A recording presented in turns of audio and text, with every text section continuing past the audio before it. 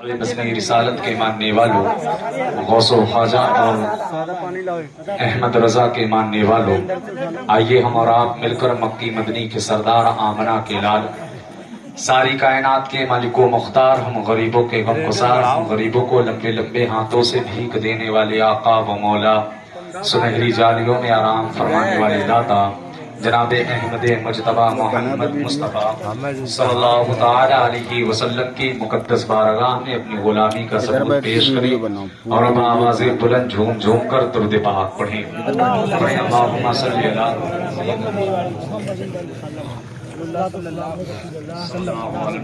علیہ وسلم صلو علیہ الصلوۃ والسلام علیک یا سیدی یا حبیبی یا رسول اللہ صلی اللہ تعالی علیہ وسلم۔ حضرات، اس وقت 11:32 ہو چکے ہیں اور ٹائم بھی بہت کم ہے اور رات کا آدھا پہر ہو چکا ہے، تو زیادہ طویل گفتگو نہیں کریں گے۔ چند منٹ میں میں اپنے بیان کو مکمل طور پر آپ لوگوں کو سمجھانے کی کوشش کروں گا۔ اس سے پہلے ایک مرتبہ بلند آواز سے پڑھیں لا الہ الا اللہ محمد رسول اللہ صلی اللہ علیہ وسلم۔ ایک مرتبہ اور پڑھیں لا الہ الا محمد رسول اللہ صلی اللہ علیہ وسلم۔ اب ایک مرتبہ درود پاک پڑھیں اللہم صلی اللہ علیہ وسلم صلو علیہ السلام علیکم یا سیدی یا حبیبی یا رسول اللہ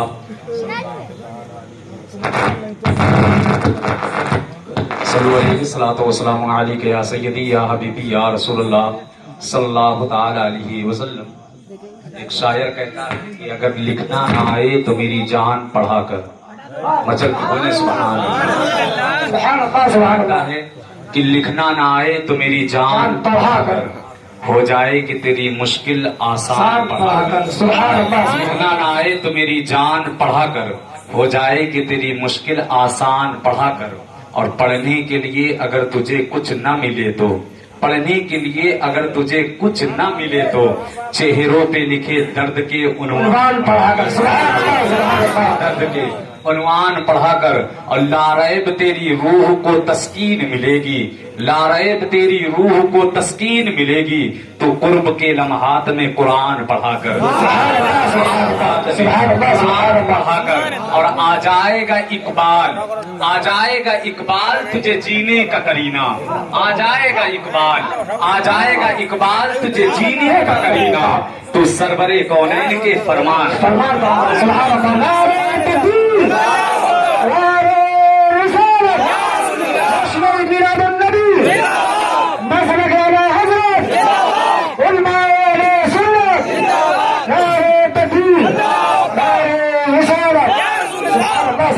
آ جائے گا اقبال تجھے جینے کا کرینہ، تو سرور کونین کے فرمان پڑھا کر، تو سرور کونین کے فرمان پڑھا کر۔ حضرات محترم، میں نے جس آیت کریمہ کو پڑھنے کا شرف حاصل کیا، اللہ رب العزت نے نبی کائنات صلی اللہ تعالی علیہ وسلم کو نور کے نام سے پکارا، نور کے نام سے پکارا۔ حضرات محترم، نور وہ چیز ہوتی ہے کہ جس کی زد میں جو چیز آ جاتی ہے وہ روشن ہو جاتی ہے، جو چیز اس کی زد میں آ جاتی ہے وہ روشن ہو جاتی ہے۔ آپ کے یہاں پر یہ بلب لگے ہوئے ہیں، یہ جل رہے ہیں، اگر ان کو بند کر دیا جائے تو یہاں پر اندھیرا ہو جائے گا، ہو جائے گا یا نہیں ہو جائے گا؟ یہاں پر اندھیرا ہو جائے گا، اور یہ روشن ہے تو یہاں پر اجالا ہے، یہ نور ہے۔ جہاں تک اس کی روشنی جا رہی ہے وہاں تک یہ اس جگہ کو، اس چیز کو روشن کیے ہوئے ہے، جہاں تک اس کی روشنی جا رہی ہے اس جگہ کو یہ روشن کیے ہوئے ہے۔ حضرات محترم، مہتاب کا نور وہ نور ہوتا ہے جو صرف ظاہری کو چمکاتا ہے، ظاہری کو چمکاتا ہے، اس کی زد میں جو چیز آتی ہے تو ظاہری چمکتی ہے، مگر قربان جاؤ مسلمانوں، ہم اس نبی کے ماننے والے ہیں کہ اس نبی کی زد میں جو آ جاتا ہے تو صرف ظاہری نہیں بلکہ باطنی بھی چمک جاتا ہے، ظاہری نہیں باطنی بھی چمک جایا کرتا ہے۔ حضرات محترم، میرے نبی سے جن جن لوگوں نے محبت کی ہے، جن جن لوگوں نے میرے نبی سے عقیدت رکھی ہے، جن جن لوگوں نے نبی کے بتائے ہوئے نقش قدم پر چلی ہے، حضرات محترم جو جو لوگ میرے نبی کے بتائے ہوئے نقش قدم پر چلے ہوئے ہیں اور جن جن لوگوں نے میرے نبی سے محبت کی ہے، بتاؤ پیارے آج دنیا ان کے قدم چوم رہی ہے یا نہیں چوم رہی ہے؟ آج دنیا ان کے قدم چوم رہی ہے۔ حضرات محترم، آپ لکھنؤ چلے جائیں، وہاں پر شامینہ شاہ رحمت اللہ تعالی عنہ آرام فرمائیں، پوری دنیا آج ان کے نام سے ہر کوئی واقف ہے۔ آپ اور آگے بڑھیں گے دیوا شریف آ جائے گا، وہاں پر بھی اسی نبی کی اولاد لیٹی ہوئی ہے اور اسی نبی کی اولاد نے اس نبی کے بتائے ہوئے نقش قدم پر اپنی زندگی کو گزارا ہے، اس نبی سے اس نے محبت کی ہے۔ حضرات محترم، وہ وارث دیوا جس نے نبی کے بتائے ہوئے نقش قدم پر اپنی زندگی کو گزارا ہے، نبی سے محبت کی ہے، آج دنیا ان کے قدم چوم رہی ہے۔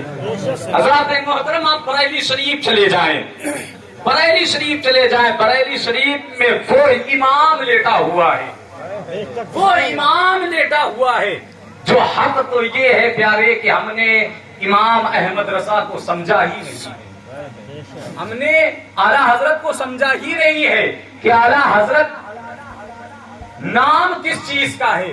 حضرات محترم، وہ اعلیٰ حضرت، پتا ہے پیارے، جب کبھی سیدوں کا نام لیا جاتا تھا، اعلیٰ حضرت اپنی زبان سے جب سیدوں کا نام لیا کرتے تھے تو کبھی بھی بغیر وضو کے سیدوں کا نام بھی اپنی زبان پر نہیں،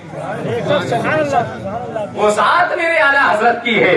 حضرات محترم، اور دیکھیں پیارے، اعلیٰ حضرت عظیم البرکت فاضل بریلوی علیہ الرحمہ نے میرے نبی سے محبت کی ہے تو دنیا آج انہیں اعلیٰ حضرت کے نام سے جانتی ہے۔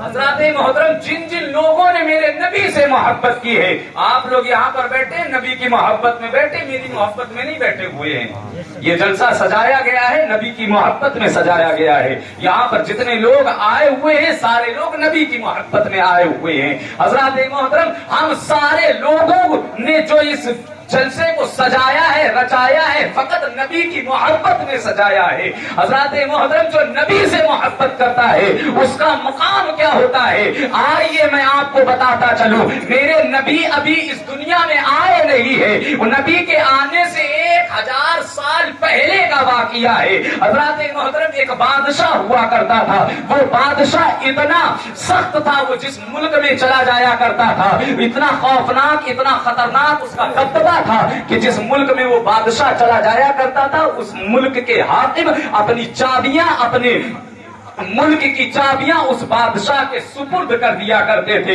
اس بادشاہ کے ہاتھ میں دے دیا کرتے تھے، اتنا ڈرا کرتے تھے، اتنا دبدبہ اس بادشاہ کا تھا، جس شہر میں چلا جاتا تھا وہ شہر خالی ہو جایا کرتا تھا فقط اس کے دبدبے کے ساتھ میں۔ حضرات محترم، وہ بادشاہ ایک مرتبہ مکہ شریف میں آتا ہے، حضرات محترم وہ بادشاہ مکہ شریف میں آتا ہے، 3 دن گزر جاتے ہیں مگر مکہ شریف کا ایک بچہ بھی اس بادشاہ سے ملاقات کرنے نہیں جاتا ہے۔ جب اس بادشاہ سے ملاقات کرنے نہیں جاتا ہے تو وہ بادشاہ سوچ میں پڑ جاتا ہے، میں جس شہر میں جاتا ہوں وہاں کے بڑے بڑے دانشمند لوگ بھی ہمارے پاس آ جاتے ہیں، اپنے ملک کی چابیاں ہمارے حوالے کر دیا کرتے ہیں، بڑے بڑے لوگ اپنے گاؤں، اپنے شہر کی چابیاں ہمارے حوالے کر دیا کرتے ہیں، اتنا میرا دبدبہ ہے، مگر یہ ایسا کون سا شہر ہے یہاں سے ایک بچہ بھی مجھ سے ملاقات کرنے کے لیے نہیں آیا ہے؟ آخر میں بات کیا ہے، ماجرا کیا ہے؟ وہ اپنے وزیر کو بلاتا ہے،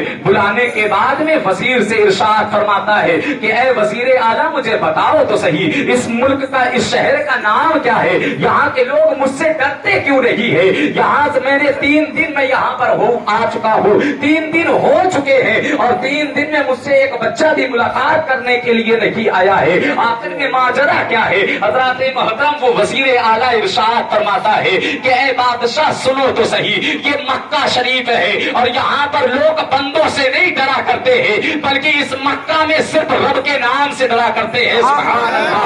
اس مکے میں اللہ کا ایک گھر ہے اور اس گھر سے لوگ ڈرا کرتے ہیں، انسانوں سے نہیں ڈرا کرتے ہیں۔ وہ بادشاہ جب یہ سنتا ہے تو وہ دل ملا جاتا ہے اور وزیر اعلیٰ سے ارشاد فرماتا ہے اچھا ایسی بات ہے یہاں پر لوگ مجھ سے نہیں ڈریں گے؟ وزیر اعلیٰ نے ارشاد فرمایا نہیں، یہاں کے لوگ فقط رب کی ذات سے ڈرا کرتے ہیں، ان کے دل میں خوف رب کے نام سے ہوا کرتا ہے، تمہارے نام سے رب کا خوف نہیں ہوگا۔ حضرات محترم جب بادشاہ یہ سوچتا ہے، بادشاہ نے دل میں خیال کیا کہ ایک گھر کی وجہ سے لوگ مجھ سے ڈرنا چھوڑ دیا ہے، ایک گھر کی وجہ سے لوگ مجھ سے ملاقات کرنے کے لیے نہیں آ رہے ہیں، میں اس گھر کو ہی نہیں چھوڑوں گا، اس گھر کو ہی تباہ و برباد کر دوں گا۔ حضرات محترم اس بادشاہ کا صرف یہ سوچنا ہوتا ہے، خیال آتا ہے کہ اس کے سر میں ایک درد، شدید درد اٹھتا ہے۔ حضرات محترم اتنا شدید درد پڑ جاتا ہے کہ بادشاہ کو برداشت کرنے کی ہمت نہیں رہتی ہے۔ اب وہ بادشاہ تمام عالموں کو بلاتا ہے، اس کے گروہ میں جتنے عالم تھے سارے لوگوں کو بلاتا ہے اور بلانے کے بعد میں اپنے اوپر پھونک چھڑواتا ہے، مگر اسے آرام نہیں پہنچتی ہے۔ اس فہرست میں جو سب سے بڑا عالم ہوتا ہے وہ اس بادشاہ کے پاس آتا ہے اور آنے کے بعد میں اس بادشاہ سے ارشاد فرماتا ہے اے بادشاہ مجھے سچ تو بتاؤ صحیح، کیا تم نے اپنے دل میں یہ کہیں خیال تو نہ سوچ لیا ہے کہ یہاں پر جو رب کا گھر ہے اسے مٹانے کا تمہارے دل میں کہیں خیال تو پیدا نہیں ہو گیا ہے؟ حضرات محترم وہ بادشاہ کہتا ہے ہاں ایسی ہی بات ہے، قسم خدا کی۔ وہ عالم دین ارشاد فرماتا ہے کہ اے تبا حمیری جب تک تمہارے دل سے کعبہ کو مٹانے کا خیال نہیں جائے گا، قسم خدا کی تمہارے سر پر بار نہیں ہوگی۔ سبحان اللہ، سبحان اللہ، نعرہ تکبیر، نعرہ رسالہ، جشن عید میلاد النبی، مسلک ابو حضرت، علماء سنت، نعرہ تکبیر، نعرہ رسالہ، سبحان اللہ، سبحان اللہ۔ وہ عالم دین تبا حمیری، اس بادشاہ کا نام تبا حمیری تھا، اس بادشاہ سے تبا وہ عالم دین اس بادشاہ سے ارشاد فرماتا ہے اے تبا حمیری اگر تمہارے دماغ سے یہ خیال نہیں جائے گا تو تمہارے سر کا درد کم نہیں ہو سکتا ہے، چاہے تم جتنے بھی عالموں سے پھونک ڈلوا لو، کچھ بھی کروا لو۔ حضرات محترم یہ کہنا ہوتا ہے بادشاہ نے اپنے دماغ سے یہ خیال کو مٹا دیا۔ سبحان اللہ، اپنے دماغ سے خیال کو مٹا دیتا ہے۔ حضرات محترم وہ تبا حمیری نے اپنے ذہن سے جب یہ خیال کو مٹایا، تبا حمیری کے سر کا درد فوراً بند ہو جاتا ہے۔ اب تبا حمیری کے دل کا چراغ روشن ہوتا ہے، دل جگمگاتا ہے، کہتا ہے خیال میں سوچتا ہے کہ میں نے صرف سوچا اور میرے سر کا درد کم ہو گیا۔ آؤ چلو دیکھیں تو صحیح، اس رب کی قدرت کو تو دیکھیں، اس کے مکان کو تو دیکھیں۔ وہ تبا حمیری آتا ہے، کعبے کے پاس آتا ہے، پتا ہے پیارے اس کعبے شریف میں سب سے پہلا گلاف چڑھانے والا کوئی تھا تو وہ کوئی اور نہیں بلکہ تبا حمیری کی ذات تھی۔ تبا حمیری نے کعبے شریف میں سب سے پہلا گلاف چڑھایا اور گلاف چڑھانے کے بعد میں تبا حمیری وہاں سے رخصتی لیتا ہے اور رخصتی لینے کے بعد میں چلتا ہے، تھوڑی دور پہنچتا ہے، تھوڑی دور ابھی پہنچا ہی تھا کہ جو تبا حمیری کے لشکر میں جو عالموں کی فہرست تھی ایک جگہ پر جا کر ٹھہر جاتے ہیں، رک جاتے ہیں۔ حضرات محترم تبا حمیری ارشاد فرماتا ہے کہ اے عالم دین یہاں پر کیوں ٹھہر گئے ہو، یہاں پر کیوں رک گئے ہو، آخر میں بات کیا ہے، آخر میں وجہ کیا ہے؟ حضرات محترم اس فہرست میں جو سب سے بڑا عالم تھا وہ آگے آتا ہے اور آگے آنے کے بعد میں تبا حمیری سے ارشاد فرماتا ہے اے تبا حمیری پتا ہے آج یہ جو تمہیں جنگل دکھ رہا ہے، آج یہ جو تمہیں ویران نظر آ رہا ہے، کل یہاں پر ایک اللہ کا آخری نبی تشریف لائے گا جسے دنیا محمد رسول اللہ کے نام سے جانے گی، اور آج یہ جو تمہیں بیابان نظر آ رہا ہے کل یہ بیابان نہ ہوگا بلکہ شہر مدینہ کے نام سے جانے گی۔ سبحان اللہ، سبحان اللہ، سبحان اللہ، سبحان اللہ، نعرہ تکبیر، نعرہ رسالت، جشن عید میلاد النبی، سرکار کی آمد،